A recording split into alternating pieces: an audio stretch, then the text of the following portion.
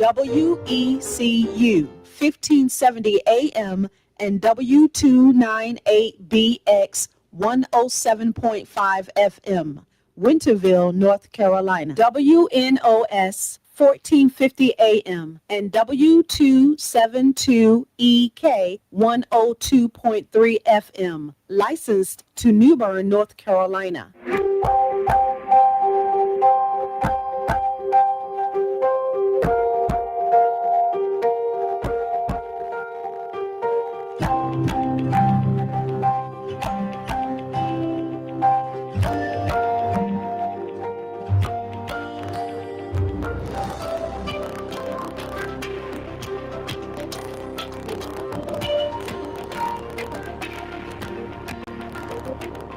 Motivations with Glenn.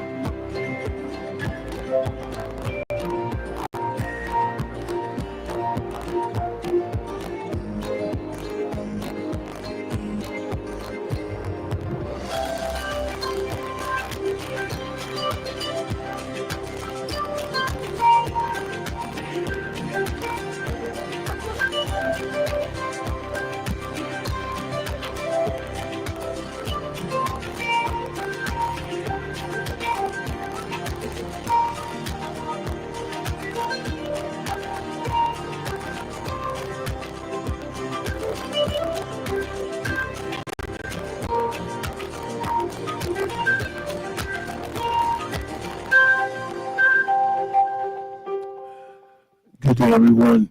Thank you for tuning into Awesome Radio, 107.5 FM, 1570 AM, WECU. You are tuned into the Glenn Johnson Show, Motivations with Glenn, and Apostle Jacqueline Williams. As we get started, I just want to say briefly, I will praise the Lord at all times. His words and his praises shall continually be in my mouth. I was recently asked, due to my near fatal motorcycle accident in 2010, would I change anything? My response to everybody was no, because that made me who I am today. I love who I am today, and my fellowship with God, helping to reach out, help other people. So no, I wouldn't change a thing. Here's Apostle Jacqueline Williams. Hey, Dr. Glenn, and to our listening audience on today, we are so glad that you took time to tune in with us. Welcome, welcome, welcome. We have another part 2 from our show on last week. And so I'm sure that we're going to give out some good things here and some more information. And we were talking about the freeze on the SNAP benefits on last week. And we have some new updates. And there were some things that I promised that I would bring to you. And I made sure that I found out this time. I didn't come back empty-handed, Dr. Glenn. I did what I said I was going to do. And you did it. And with that being said, here's the first article of that, and then we'll get to the document.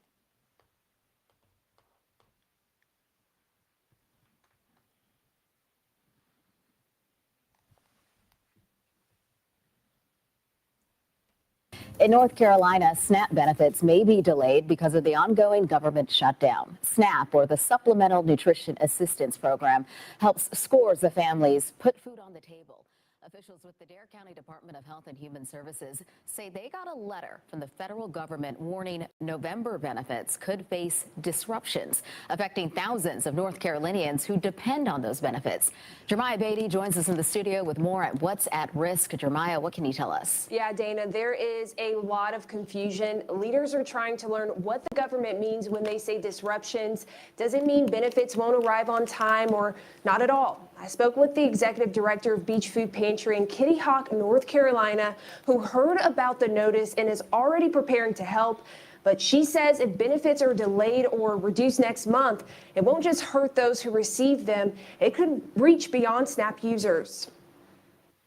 The North Carolina Department of Health and Human Resources received this letter from the federal government warning food and nutrition benefits could face delays if the federal shutdown continues. The notice creates uncertainty for food pantries trying to support those in need. Know that the folks that are receiving these SNAP benefits are vetted and that they're, typically the most vulnerable. Elizabeth Silverthorne is the executive director of the Beach Food Pantry in Kitty Hawk. She is already hearing panic from families. Those folks are legitimately scared that they're not going to be able to have, food on their table and feed their kids. And, for seniors, they're not going to be able to eat. Silverthorne says in Dare County alone, 1,100 households and about 1,900 SNAP users would be at risk if cuts happen in November. But she adds even those who don't rely on food assistance programs are even struggling. We live in an area where they make more money than they would need to qualify for federal assistance, but they don't make enough to survive. Her food pantry is working to ensure people not only around Kitty Hawk are covered, but communities as far as Rodanthe don't go without. Shoppers in Currituck County say they are already seeing changes at the grocery store. Some are worried about talks of more programs on the chopping board. I understand steps have been taken to cover the military and all, but they're not covering everybody that needs to be provided for. It's a concern for this shopper because she feels many consumers are already having to make tough choices. I think they're going to be faced with doing without or eating lower quality. Other shoppers like Gunnar Langley, who is expecting his first child, is noticing expensive prices, but is adjusting to the times. Everything's definitely higher, going up little by little. It's definitely wearing a hole in people's pocket. Governor Josh Stein issued a statement about the notice sent out to several North Carolina counties. Governor Stein says the longer the federal government remains closed, the more families will hurt. He noted more than 800 National Guard members missed their paychecks and warns more active duty service members in North Carolina could be at risk if Congress doesn't act before the end of the month.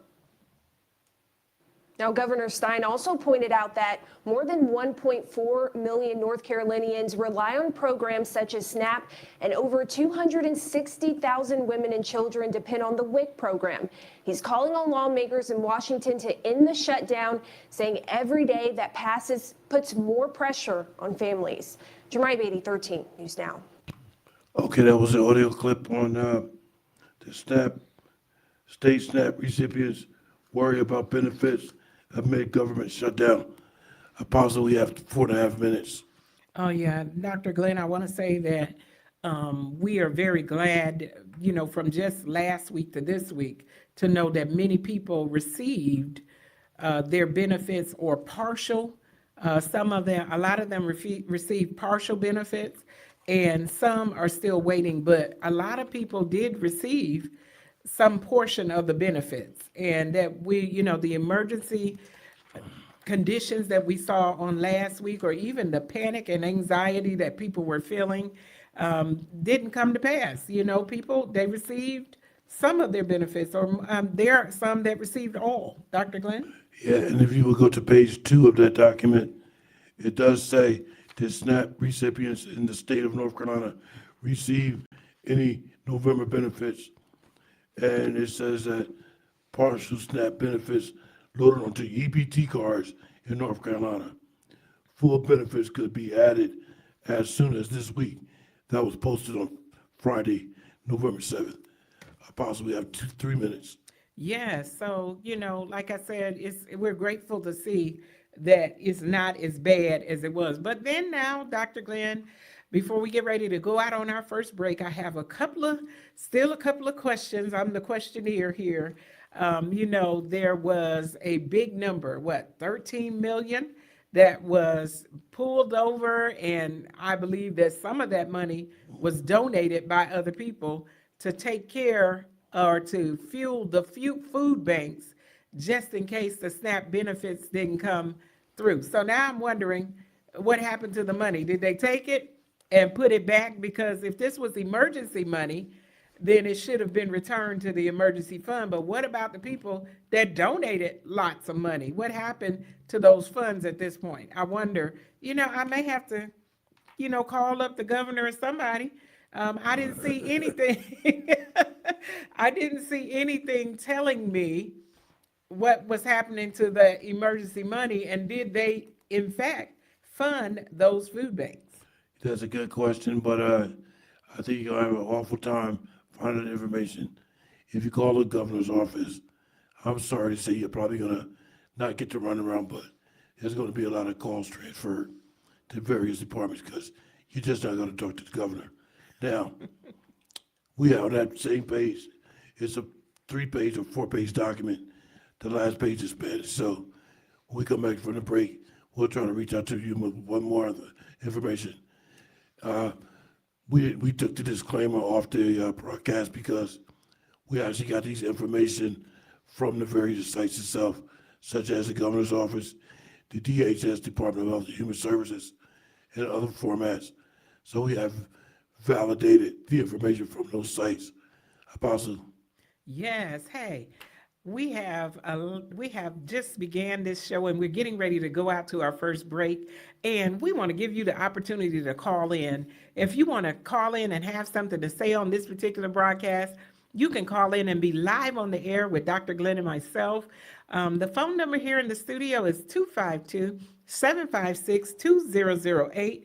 We have more information that we want to pass out to you. We're going to talk to you about it. But again, I have to say how thankful I am that it's not as bad as it was being portrayed. And it's nothing to panic about, that people are being fed and that the SNAP benefits are being released partially. But I have a couple of questions that I want to throw out there, and we want to have you callers that are listening to be able to call in and participate on what you think on some of the issues that are concerning the SNAP program, that we want to just throw out there. It's not necessarily our opinion, but we want to put it out there and give you the opportunity to call in and respond. Dr. Glenn?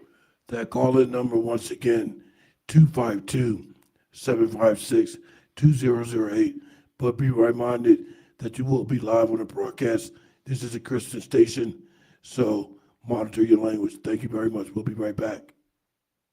My name is Jayla, and you're to see to my papa, Glenn Jonson, on the radio. Footprint Small Event and Conference Center. It's located in the heart of downtown Greenville at 304 Evans Street. Welcome to Footprints, a clean, family-friendly event space designed for unforgettable moments. Whether you're planning a private celebration or professional gathering, Footprints offers the perfect setting for your vision. It's ideal for conferences and workshops, baby and bridal showers, birthday parties and special celebrations, community classes and meetings. You can create your own event or have it beautifully designed by our experienced event planner. Because here, you don't just host an event, you make memories that leave footprints in your heart. 304 Evans Street, Greenville, North Carolina. Plan your event today. 252-412-3169. 252-412-3169. Hello, my name is Dr. Wiley Nifong.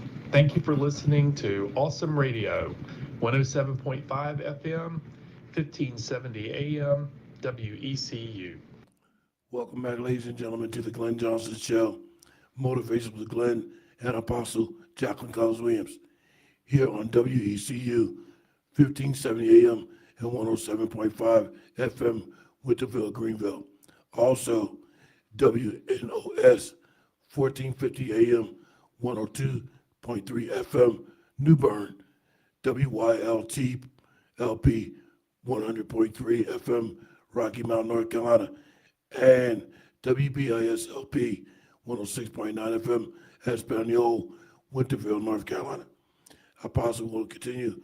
We have quite a few documents that we're going to get together, but I do want to mention, Apostle, before we end the broadcast, the various differences between the EBT and the SNAP benefits. And the EBT card, exactly, if you don't mind. We're going to continue the broadcast.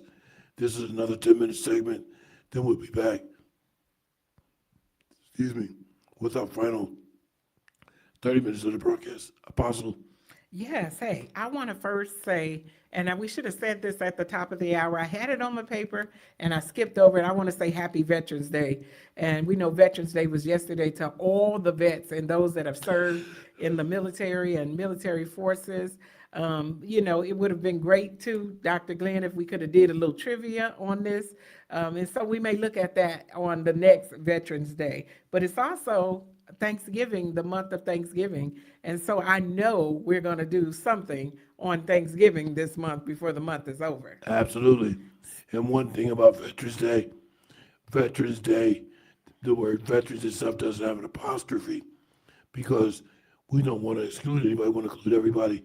So it's Veterans Day without an apostrophe to include everybody. Also, to the families, the wives, the mothers, the children, that when the father might have served or the wife might have served, their family served also. So keep that in mind. Everybody served in that family. Apostle.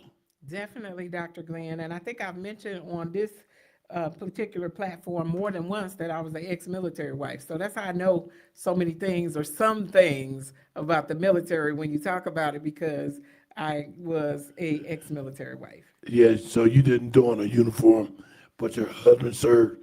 Therefore, technically, realistically, you served also. I served when he was gone, and I had to do things alone. And not only that, but I was in a foreign country for the first 4 years. I was in Europe, and I didn't know how to drive. I didn't know the language, but I learned and I navigated many things over there with the military's help. There were different things and places that I could go and ask for help. And I did. I got my driver's license over there. My first license was in Germany. It wasn't here in the States. And so there was a lot, and it was a great experience. And I just say, I'm not pushing the military, but I'm saying it was a positive experience for us. Yeah, I'm not pushing the military either, or these restaurants have the free meals on Veterans Day. And I changed up. I attended one yesterday, not 3 or 4 like I normally do. I attended one restaurant. I waited for an hour to eat, but it was absolutely good. I'm not going to mention the name, but people that know me know where I was at. Well, Dr. Glenn, so you're hitting up 3 and 4 on the day of Veterans Day. Yeah, but I narrowed it down to 1. So you narrowed it down to 1, and you had 1 meal instead of 4 that you would normally have on the other. Actually, I had 2. You had 2, okay. Wow, still. I know that there were some people that do that go from one place to another, but the lines are usually so long. From what I remember on Veterans Day, those restaurants, the lines are pretty long. And so I applaud anybody that waits. That second one I was at, the line was astronomical. But like I said, I was an hour early, so I waited. I had a good spot. I was right in front of the door when they opened. I escorted everybody in. Wow. Dr. Glenn, I just can't believe you're eating more than 1 meal. Yeah, because what happened was the first one, I got a free cup of coffee, half a tuna sub, and a free car wash. Okay, so you were restaurant hopping. That's what I want to call it. You were restaurant hopping. I was restaurant hopping, yeah. Basically, yeah, if you want to call that, that's right. I was restaurant hopping. I got a free cup of coffee, a free half a tuna, turkey sub, and a free car wash. That was good that was a good haul for the first restaurant. And the second one, what did you get? That's everything. It was a buffet. Oh, wow. You got a free buffet. That is something awesome. I parked my chair right at the buffet. Well, and we want to thank those restaurants that honor the veterans on those days. I remember those days, and even after the military, if I would go out on that particular day, my son served in the military as well. And so we would always go hanging out with him on those days, and he would get a chance to eat free, and we had to pay. Yeah. So that's how I know a little bit more about it and how the lines are so long. I wanted to say here and start out before we go right back into our subject today about the SNAP recipients, that the government shutdown that resulted in the SNAP benefits delay is the longest in American history. This is the longest government shutdown. And I can remember back myself, Dr. Glenn, for a few years or a few terms where they were threatening to shut down the government, and they were working on whatever it is that they're working on at this time with the budget or whatever they're trying to do, and they never got to this point. Yeah, not only just shut down, but back in the 70s when they had the gas shortage. Do you recall that? The what shortage? Gas. When lines were long. In order to get gas, the lines were so long, they wouldn't buy your plate number. They switched it up. Odd number would go one day, even number would go another day. I remember going to the gas station with my mother at about 2 o'clock in the morning. We didn't get back home till 9 a.m. See, I don't remember that, Dr. Glenn. I don't remember. Maybe, see, I'm a little step younger than you. So I don't remember. If you were a kid then, I probably was a little bit, maybe too young to remember it. But I don't remember that at all. But I do remember seeing gas prices and things were like 99 cents a gallon. Yeah. And not where we are today, where it's almost $3 a gallon. Yeah, but even so, with the 99 cent a gallon, they even got a gas shortage. Just a shortage of gas. It would run out of gas all over the place. So you had to go one day or the next day to get gas. I have some pictures with a guy in line with a lawnmower trying to get gas. With a lawnmower, a push lawnmower. Well, I tell you what I do remember, Dr. Glenn. I do remember the full service gas stations where you would drive up and somebody pumped your gas and they would clean your windshield off at the same time. I do remember that. And that's the way it is still in New Jersey. I think New Jersey is the only state that has that still. You have to somebody has to pump your gas and clean your windshield. Other states, you have to pump it yourself. Well, we know right here where we're at that we have to pump it ourselves, but I would love to have that service. I probably would be lying to a gas station that offered that just because you don't want to get out and pump the gas. It would be great to have one of those stations. I'm just throwing out a business idea to somebody here that maybe you can grab it and pick that up and do that particular full service station. And I was going to say that you just don't want to get out of the car, right? I don't want to get out of the car. It's hot. Sometimes there are bugs that are trying to attack me. I remember one night I felt like I was fighting for my life because there was a big bug trying to get me.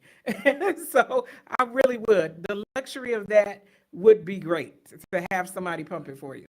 But the downfall, before we get back to our topic, the downfall of going to the attendants at the gas station is we ask them to check the oil. Are they really checking oil? Do you really need oil? Because I know they have a thing to do. They'll pretend that they're putting oil in your vehicle where they're covering up the bottle nozzle. You think that oil is being inserted in your car when it actually is not.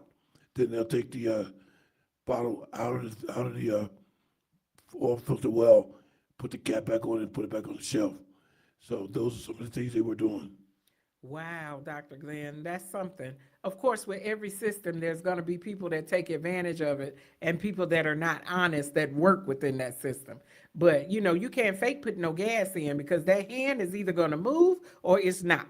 And so that's why I would love to have that service reinstated. I would say something, but I don't want to incriminate myself. So I'll leave that alone. We'll be right back, ladies and gentlemen. Awesome Radio 107.5 FM. I am Miss Mary Cox. I'm Killer Thigpen's mother from Awesome Radio. Awesome Radio Network, WECU, 1570 AM, 107.5 FM, WNOS, 1450 AM, and 102.3 FM. Can one of your church members sue the church? Stay tuned. If you're in ministry, today's legal alert is just for you. Here's attorney David Gibbs Jr.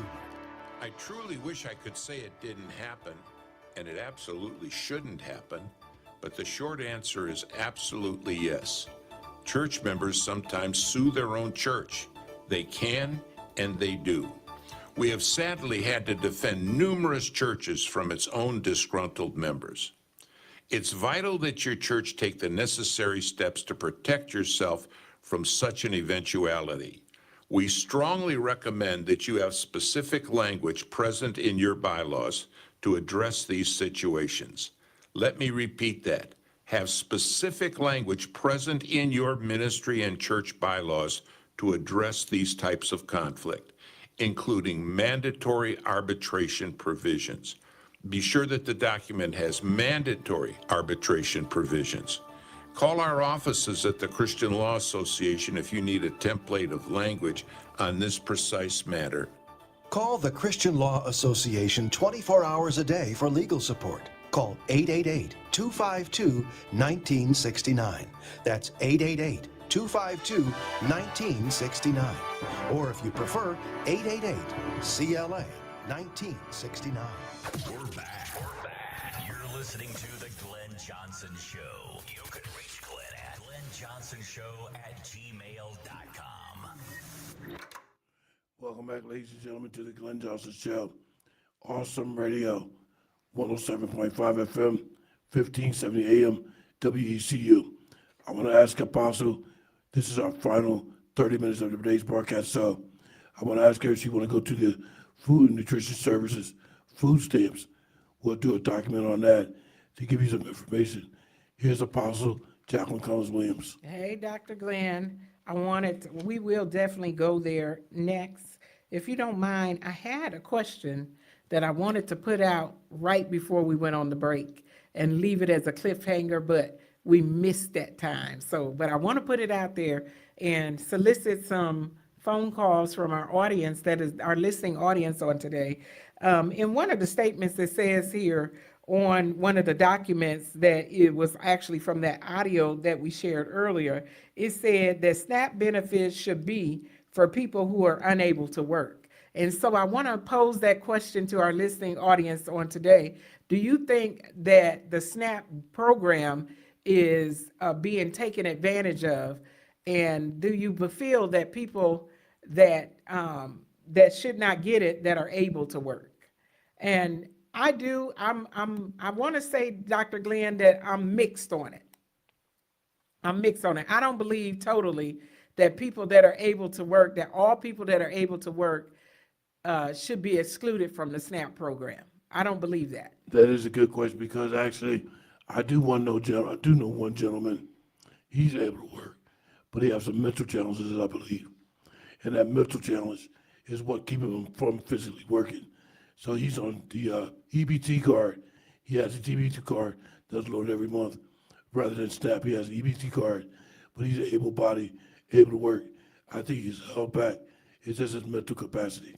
Yes, so I do, and I would have mentioned that as one, Dr. Glenn. So the way that I feel about that, and this is strictly my opinion, it's not Dr. Glenn's, it's strictly mine, it's not the radio station's, it's mine and mine alone, and I stand with that. And no, you can't call me about this, but Dr. Glenn, what I feel about that is that I feel like there are people that are on getting the SNAP benefits and they have they're not mentally capable of working, but they also need to be identified. Yeah, that's right. I think that's where the issue comes in, is that there are people that are getting and they look like, well, man, he should be overworking or she should be overworking, but they have not been identified by the system that they are mentally disabled and not able to work. Yeah, on one of the documents, it does mention facility. And I know this gentleman had attended this facility. It's for medical treatment. I know one is in Greenville, and I'm trying to think of the name of it, but I can't. But if they're getting care and they're under where they're getting some type of care or seeing a doctor about it or some type of medicine for it, I think that there is an exclusion that should be there with those that are mentally disabled. But those that are mentally disabled, but yet they have not been identified, they need to go and they need to be checked and they need to be identified so that it doesn't look like you have people that are able to work and they're, taking advantage. It looks like they're taking advantage of the system while others are not. I also believe yes and no. In that case, Dr. Glenn, I believe no, that people that are mentally challenged, that are not able to hold a job, they should be able. It's a touchy subject. That one gets to be a little bit of a gray area, I feel like, for me. But I also feel like those that are not mentally challenged and you can work, that you should be excluded from the program with exceptions. And these are the exceptions that I believe, Dr. Glenn. I believe that if you lose your job and you're able to work and you need help just for a little while you're in between jobs, I do believe that they should give benefits to those people to help them, because you're in a time of need. But I do believe that there should be a cap on it, that you should not be able to stay on that particular system when you're able to get up and work and just be on it for years and years and years because you lost your job. Yeah. I believe that there should be a cap, that there should be a cutoff time. And after that cutoff time, 6 months, 9 months. And after that time, you should be able to get back up and get another job. And I was trying to think of the name of that facility, medical treatment, but I'm trying to find it on one of the documents. I haven't found it yet. I'll think of it before the broadcast ends. I possibly have 4 minutes before the next break. So I'm going to, again, ask if you want to call in and give your opinion on this particular thing, or what's any of the statements that we've mentioned today, that you could call in and be live right on the air with us. What do you think? I do think that sometimes there is abuse of the system when people are on for years and years and years and years. I understand sometimes mothers with children, they're not able to get a job, or people that are just starting out in life. Sometimes they may not have a job, or they may not even have the job skills or have a door open to them because they don't have experience. So that is another case, Dr. Glenn, where I believe that there should be some help for them. And even though they're able-bodied, but there should be a cutoff date where you have to get up and you have to get a job. And then, one of the documents said something about finding and accepting suitable employment. What is suitable in the mind of one person may not be suitable in the mind of another. I'm thinking about a relative that I have, Dr. Glenn, and they went and they were getting back into the job market, but the job that they were on is a hard job. And the particular relative said to me, honey, I am almost 40. I'm not 20 and 19 like these young people that are out here slinging this stuff. I can't do it like they're doing it. There needs to be, how are we going to gauge that, the ability of certain people? Because some at that particular age are still in the best of shape and they can do those jobs that the 20-year-olds can do. But then some others, they can't. Like myself, Dr. Glenn, I just want to say this. Years ago, I had back surgery. I can't be lifting stuff and slinging it. I got to take care of that back. I can't do some things that I used to do when I was younger, but I can work, but I'm limited in that area of not being able to lift a whole lot, not being able to stand, for 12 hours a day and not being able to sit for 12 hours a day. So I have some issues there, but then, so I have to be selective with what kind of job. So I want to say that there's some, and it's a lot that goes into this thought process with who is eligible and who should not be. Dr. Glenn? Yeah, I was still trying to think of the name of that facility. I believe it starts with a B. It's possibly a P, but I'm looking through the documents to try to figure out what that name is. I left my phone in the car.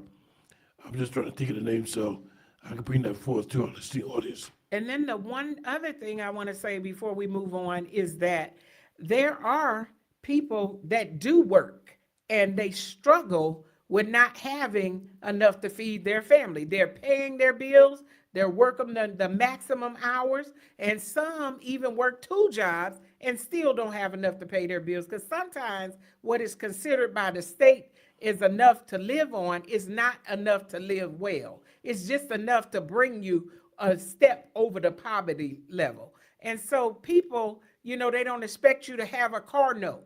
You have a car note, you have to have insurance. There are things that your kids need that they have to have yearly, including new clothes and things that they make. I mean, my goodness, as the woman said on the particular recording, there are people that work, but they still don't make enough to make it. And those are people that may need the SNAP benefits, and they also work. Dr. Glenn, what do you have to say? I think you said it exactly, what people need to hear. And I think on one audio was something about the people that need to work, and particularly some folks in Greenville, North Carolina. Did you recall that, seeing that? As a document? Well, yeah, I think it was on one of the documents, yeah. You know, I think it was on the audio that it mentioned that. Oh, yeah, that might be right. Maybe we'll have to play that audio before we leave the broadcast, because we still have 10 more segments coming up if you take us up to the break. Hey, we still have a few minutes, 2 10-minute segments, and you can call in and be live on the air right here with me and Dr. Glenn. Let us know what you think about it. I know I missed a few areas and a few things, but this is not the end all to be all. Hey, we will be right back from this break in a moment. Awesome Radio. We'll see you in a moment. Keep it locked right here to the Glenn Jonson Show. This is Bible Principles with Dr. Gene Getz. Psalm 79 describes a dismal and gruesome scene. Jerusalem had been destroyed by the Babylonians. Listen to what one of the sons of Asaph wrote. God, the nations have invaded your inheritance, desecrated your holy temple, and turned Jerusalem into ruins. They gave the corpses of your servants to the birds of the sky for food, the flesh of your faithful ones to the beasts of the earth. They poured out their blood like water all around Jerusalem, and there was no one to bury them. This happened to the people of Judah because they continually disobeyed God and turned to idolatry and immorality. But the good news is that God responded to their prayers of repentance. In the very same psalm we read, "Do not hold past iniquities against us. Let your compassion come to us quickly, for we've become very weak.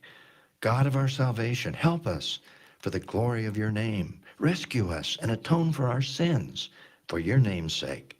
Well, throughout the centuries, many professing Christians have turned away from God.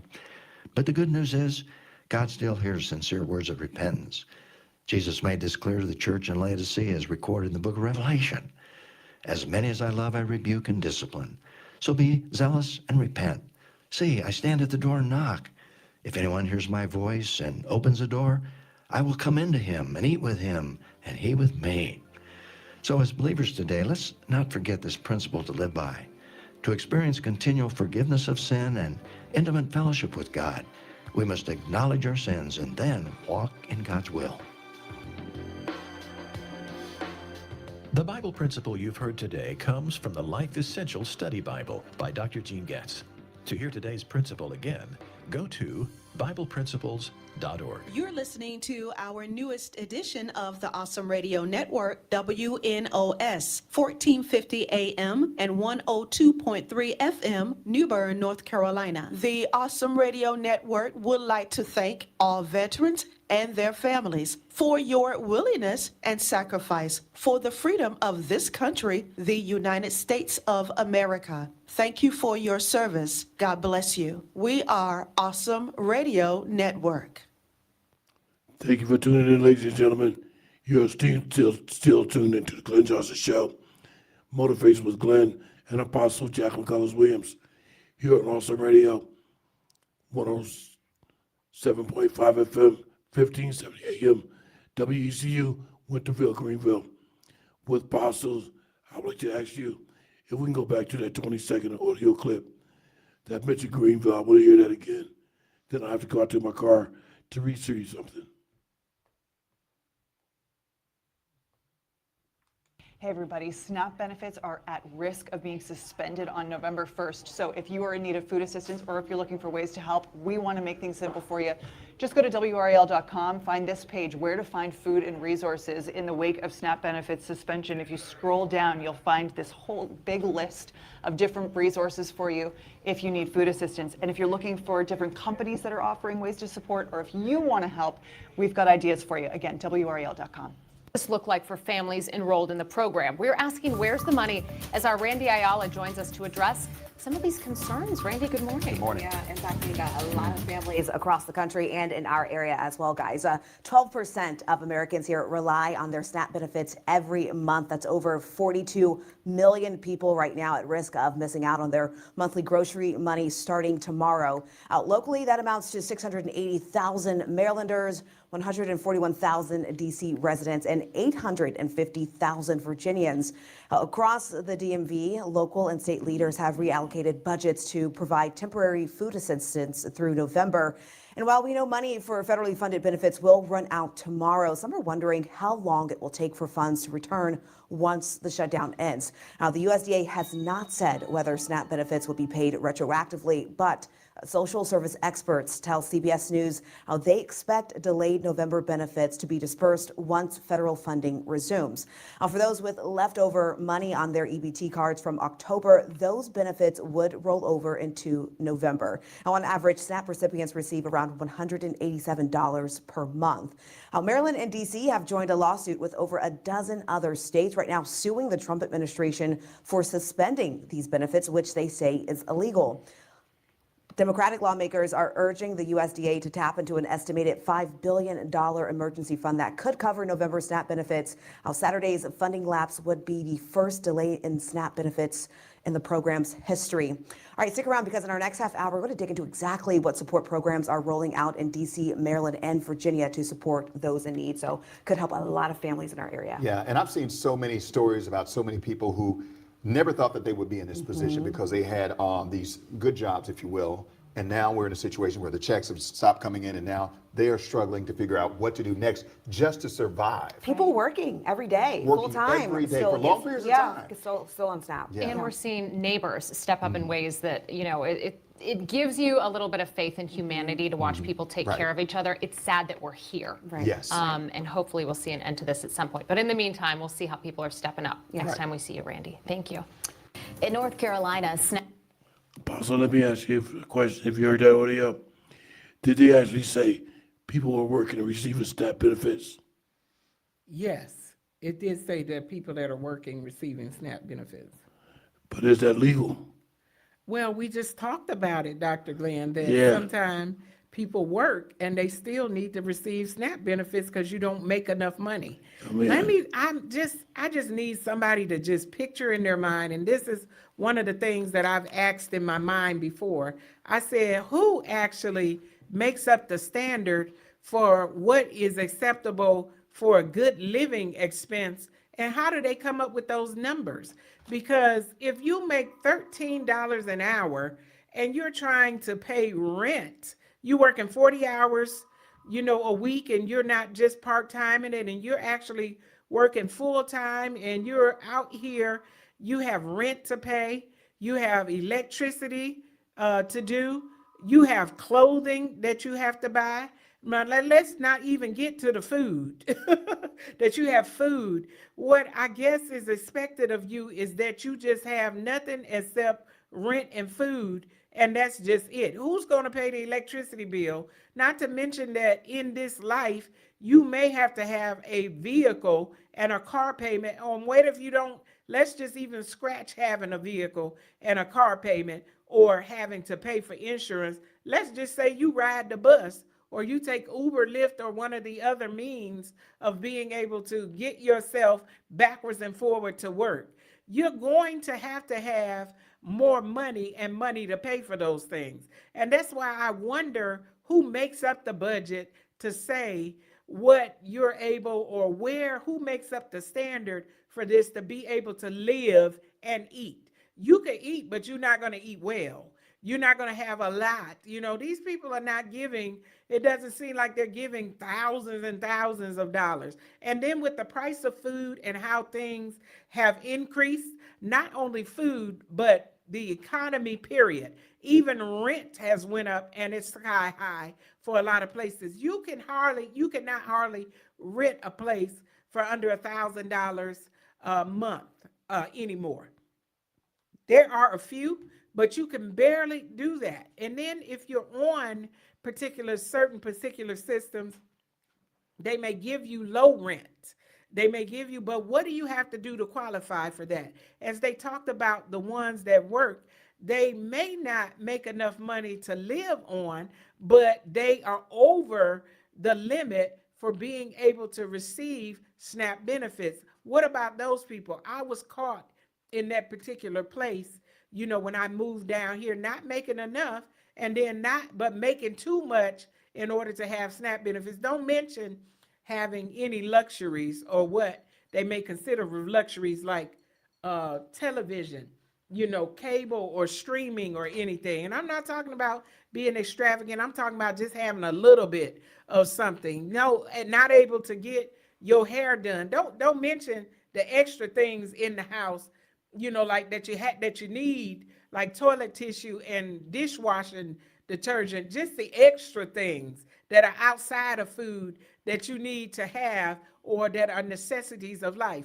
I wonder again who comes up and tells you how much that you should be able to make in order to be able to be under or over the poverty level. I want one of our callers to call in and give us some input on that on today. We still have one more segment that you can call in and you can give us some information on what you think. I just don't think that the guidelines are, fitting. Who did it and where did they go? Did they get all things on sale? Because we don't live in a society where things are always on sale. I mean, how much meat and what kind did they get? Were they just eating the cheap hot dogs and making it on that? What were they doing? Don't mention trying to buy some fruits and vegetables. I took $100 just last week and went to the store and I had a list, and on the list it said get fruits and vegetables. Well, by the time I bought everything else, I was a little bit over, and then I didn't have enough to buy the fruits and vegetables. I was only able to buy one fruit. So a lot of things you have to make decisions on, and you will have to cut things out, and you'll have to make sacrifices there, even if you are getting assistance.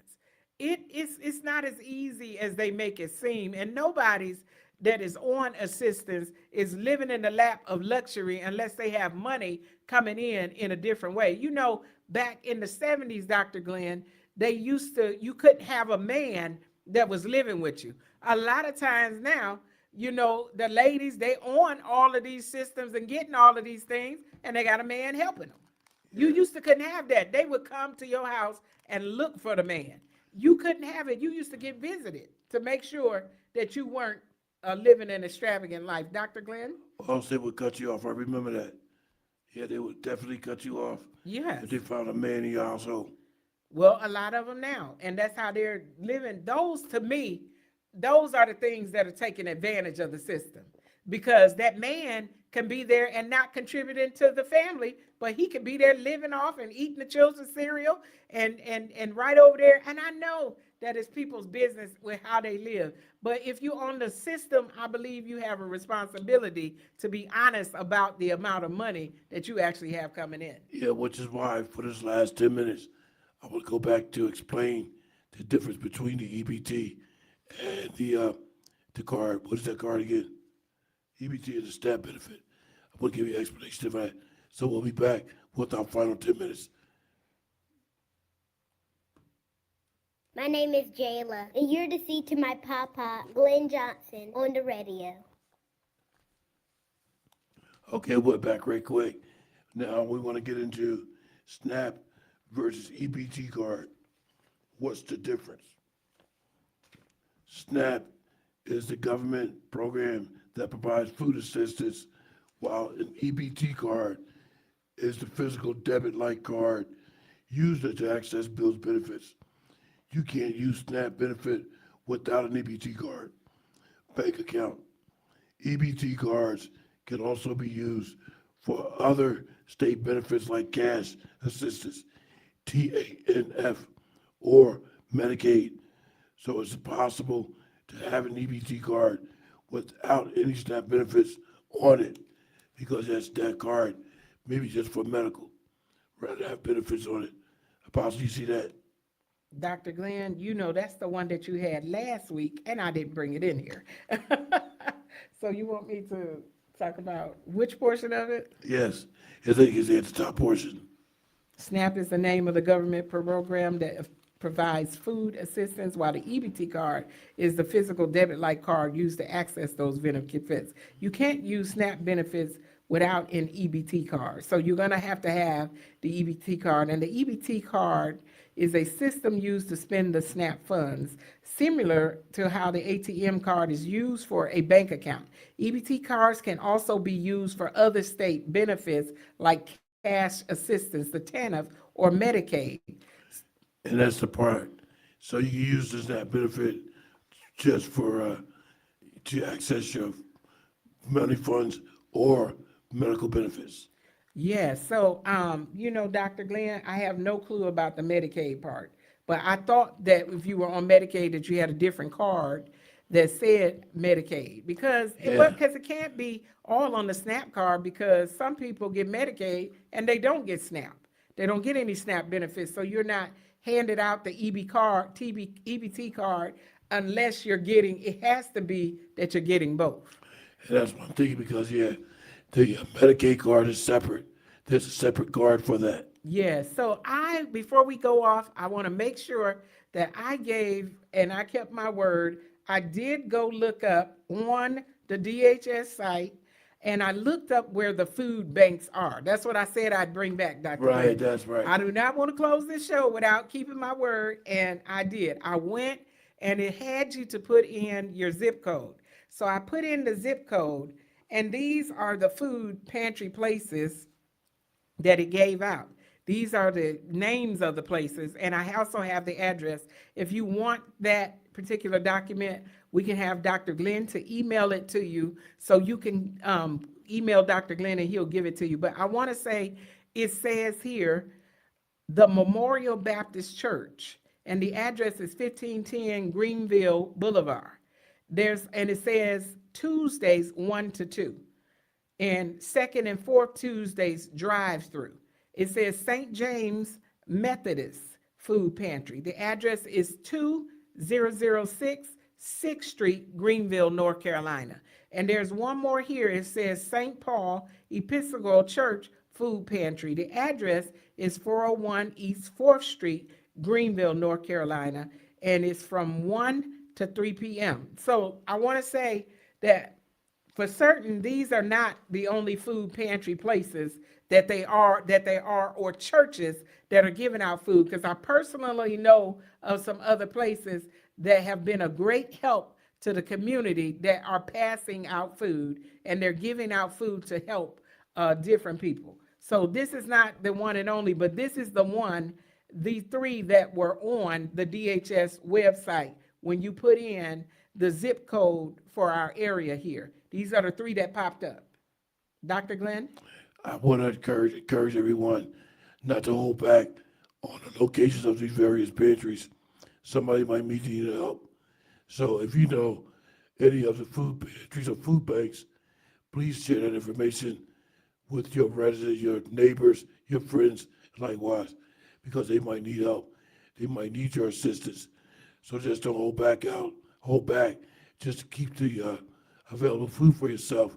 Just share it with others to help them. And I want to say, a lot of them are giving out a lot of canned food. Some of them are giving fresh fruits and fresh meat. It depends on what the church has signed up for, and that they have the capacity with refrigerators or freezers to be able to store that food and keep it fresh. So there's some that only give out fruits and vegetables. Dr. Glenn? Exactly, because you want to be concerned about the safety and quality of the meat that's being distributed. How long has it been there? Is it contaminated? Is it not contaminated? Those factors. So you definitely want to make sure that you're not receiving food that might have been compromised. Right, so they want to have the facilities to keep it cold. So that's going to determine also what the different places or organizations or churches are giving out, because they have to have the facilities to keep that food cold. Yeah, even like when you go to these fairs and different things, don't think that the health department hasn't been there to examine these trucks. I know for a fact that the health department has been there to inspect the safety and quality of the trucks, of the food trucks, of the vendors, various vendors. So keep in mind, these food items are safe because they have been inspected. Well, Dr. Glenn, I don't know, but I'm going to say this because I've been to many fairs. And maybe they have the inspection there, but some of the people I've seen, that was serving the food, at least in other states that I lived in, it looked like they just went and picked someone up that needed a place to live and maybe hadn't always, I don't know how it looks down here, but I know where I came from. It looked like they were giving people jobs that were homeless. Yeah, Their fingernails be dirty looking and all kinds of stuff. that's possible. You want to make sure that they wash their hands safely and correctly. That is the number one thing. Just make sure that you're not eating something that might be cross-contaminated. Well, I seen a few things from the fair and it looked very good. The food looked wonderful. I'm just saying, it was a couple of things that I wish I had went and tried. So I don't want to put down anybody or look at anything like that. Hey, we're coming down to the end of our broadcast here, and we know that you have enjoyed some of the things that you have heard us say. I made sure that I kept my promise and gave you the particular addresses that I got from the DHS website to make sure that you have access to a place to go get food if you need. I know that some people receive partial payments and they still may need help from the food bank. That's right. And please don't hesitate to email me should you desire any of the information that we shared today. My direct email address is Glenn, Glenn Jonson Show @gmail.com. Once again, that's Glenn with 2 N's, Jonson Show @gmail.com. I want to thank everybody for tuning in. Hope this information has been very valuable.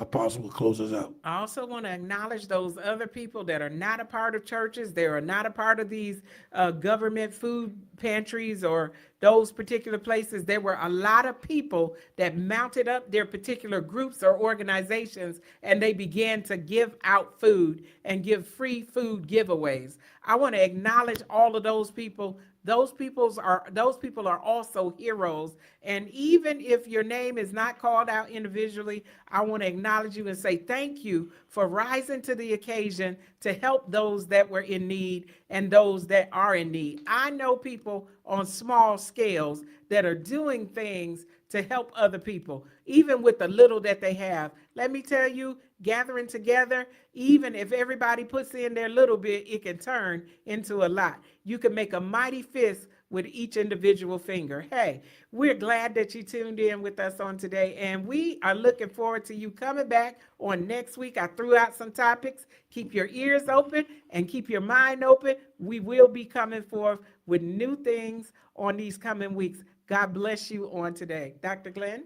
I just want to say we'll be back next week. Hopefully we'll bring forward some safety tips and some other concerns about the Thanksgiving holidays approaching.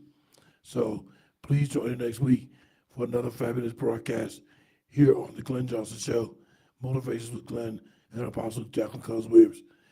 Apostle will close out the broadcast for 20 seconds. Hey, be safe.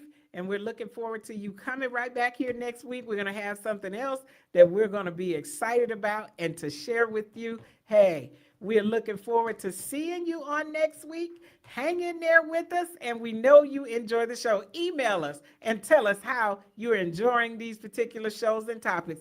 Hey, we'll see you right back here next week. This is the Glenn Jonson Show on Awesome Radio. I am Miss Mary Cox. I'm Killer Thigpen's mother from Awesome Radio.